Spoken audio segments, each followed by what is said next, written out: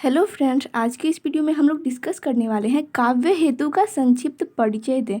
इस क्वेश्चन का आंसर आपको अपने बोर्ड एग्जाम में कैसे लिखना है, इसके बारे में आज हम लोग डिस्कस करने वाले हैं।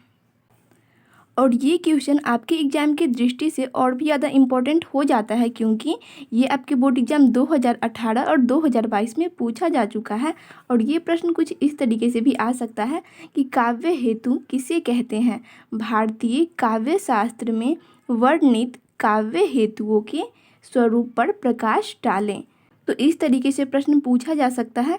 तो चलिए देखते हैं इसका आंसर आपको कैसे लिखना है। तो सबसे पहले तो आपको काव्य हेतु के बारे में परिचय देना है। लिखना है आपको, हेतु का शाब्दिक अर्थ है कारण, अतः काव्य हेतु का अर्थ हुआ काव्य की उत्पत्ति का कारण। किसी व्यक्ति में काव्य रचना की सामर्थ्य उत्पन्न कर देने वाले कारण काव्य हेतु कहलाते हैं। दूसरे शब्दों में यह कहा जा सकता है कि काव्य कार्य है और हेतु कारण है। उसके बाद आपको पैराग्राफ चेंज करके आगे लिखना है, भारतीय विद्वानों के अनुसार 3 काव्य हेतु माने गए हैं। प्रतिभा, जो कि जन्मजात गुण होता है। व्युत्पत्ति, व्याकरणिक व साहित्यिक तत्वों का ज्ञान। और तीसरा है अभ्यास, जो कि निरंतर अध्ययन से प्राप्त होता है।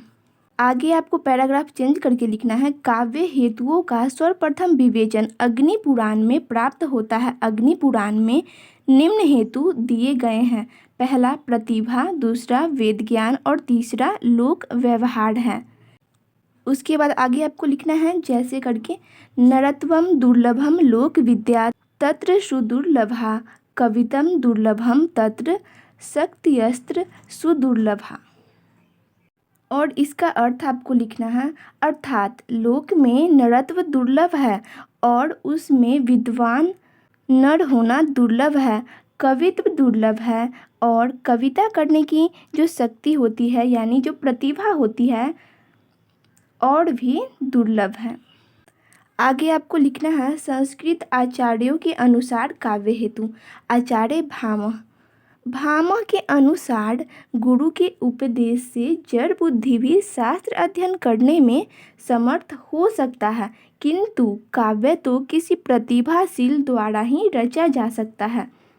उसके बाद एक पंक्ति आपको लिखना है आचार्य भामह का, यथा गुरुदेशाध्येतुं शास्त्रम जडधि मोडपैलम, काव्यम तो जायते जातु कश्चित् प्रतिभावतः।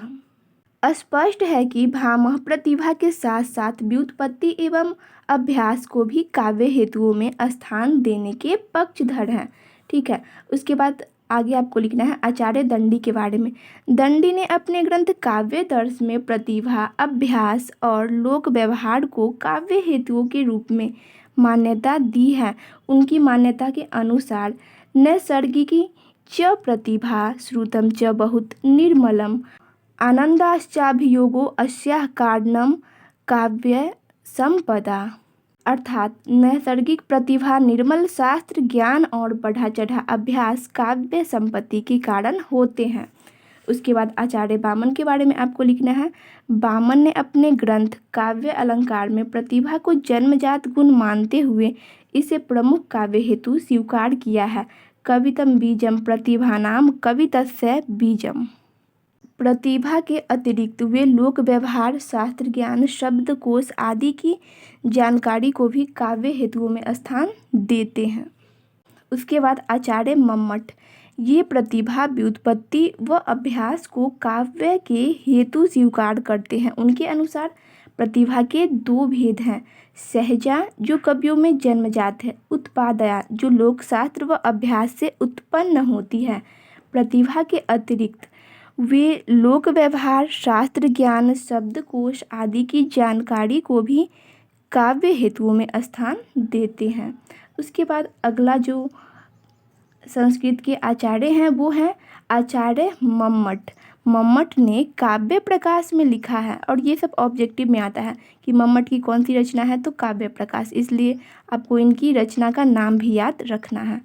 तो मम्मट ने काव्य प्रकाश में लिखा है, शक्ति निपुणता लोकशास्त्र काव्यात् वेक्षणात् काव्ययक्ष शिक्षाभ्यास इति हेतुस्तभवे। अर्थात काव्य के 3 हेतु हैं: शक्ति, प्रतिभा, लोक शास्त्र का अन्वेक्षण तथा अभ्यास। दूसरे स्थान पर वे यह भी कहते हैं शक्ति काव्य का बीज संस्कार है। उसके बाद आपको अगला हेडिंग डालना है पंडित राज जगन्नाथ का, और लिखना है इन्होंने रस गंगाधर में प्रतिभा को ही प्रमुख काव्य हेतु स्वीकार किया है। तस्य च कारणम कविगता केवलम प्रतिभा। कविता की रचना का जो मूल कारण है वो केवल और केवल प्रतिभा है। काव्य हेतुओं का स्वरूप प्रतिभा। प्रतिभा वह शक्ति है जो किसी व्यक्ति को काव्य रचना में समर्थ बनाती है। प्रतिभा कहते हैं जो समर्थ बनाता है उसे प्रतिभा कहते हैं। या सदा नई नई वस्तुओं की उद्भावना करने वाली प्रज्ञा को प्रतिभा कहते हैं। प्रतिभा 2 प्रकार की होती है, एक कारित्री प्रतिभा और दूसरी भावित्री। तो कारित्री प्रतिभा वह होती है जिसके बल पर कवि कविता लिखता है, और भावित्री प्रतिभा वह होती है जिसके बल पर कोई पाठक कविता को समझता है। उसके बाद व्युत्पत्ति, इसका शाब्दिक अर्थ है निपुणता या पांडित्य या विद्वता। ज्ञान की उपलब्धि को भी व्युत्पत्ति कहा गया है। व्युत्पत्ति 2 प्रकार की होती है, लौकिक और शास्त्रीय। लौकिक व्युत्पत्ति निरीक्षण से प्राप्त होती है और शास्त्रीय व्युत्पत्ति अध्ययन से। लौकिक व्युत्पत्ति में काव्य का विषय मिलता है और शास्त्रीय व्युत्पत्ति से अभिव्यंजना की पद्धति। एक यह बताती है कि कवि क्या कहे, दूसरी यह कि कैसे कहे। उसके बाद अभ्यास, प्रतिभा और व्युत्पत्ति के साथ अभ्यास का योग होने से काव्य रचना सुकर होती है। संस्कृत में एक कहावत है, देवानयन्ति वै फलम नाभ्यस्तु कदाचन। और सबसे लास्ट में आपको एक निष्कर्ष डालना है। संपूर्ण विवेचन के आधार पर कहा जा सकता है कि प्रतिभा, व्युत्पत्ति और अभ्यास ही काव्य के हेतु हैं, किंतु प्रतिभा सर्वप्रमुख है जिसे व्युत्पत्ति अभ्यास से निरंतर निखारा जा सकता है। तो फ्रेंड्स, अगर आपके एग्जाम में ये क्वेश्चन आता है काव्य हेतु का, तो इसी तरीके से आपको अपने बोर्ड एग्जाम में लिखना है, ठीक है। अगर आप चाहें तो स्क्रीनशॉट ले सकते हैं ताकि अच्छे से पढ़ सकें या फिर नोट डाउन कर सकें।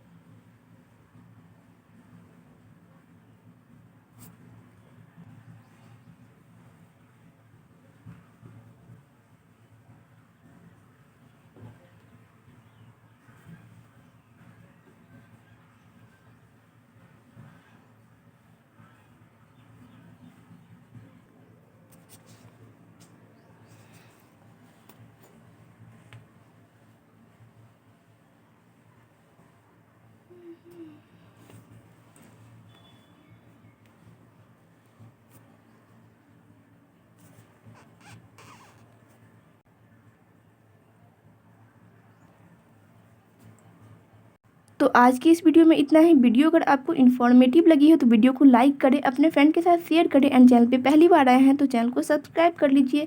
एंड हाँ, और भी मोस्ट इंपॉर्टेंट, अगर आप वीडियो देखना चाहते हैं तो डिस्क्रिप्शन चेक करना मत भूलिएगा।